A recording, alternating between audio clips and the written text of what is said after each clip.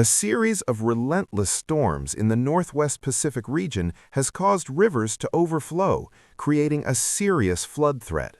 Streets in several towns are now underwater as fast-moving currents continue to spread across neighborhoods.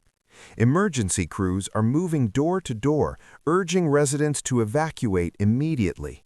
Thousands of people are leaving their homes, taking only their essential belongings as they head towards safer areas.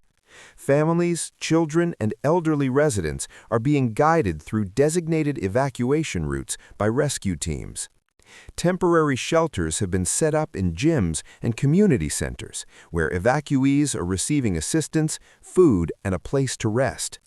Meanwhile, specialists continue to monitor rising water levels through the night, reinforcing vulnerable areas and preparing for potential escalation. Meteorologists warn that more rainfall is expected in the coming days, which could intensify the flooding. Authorities are urging everyone to follow safety instructions and avoid returning to dangerous zones.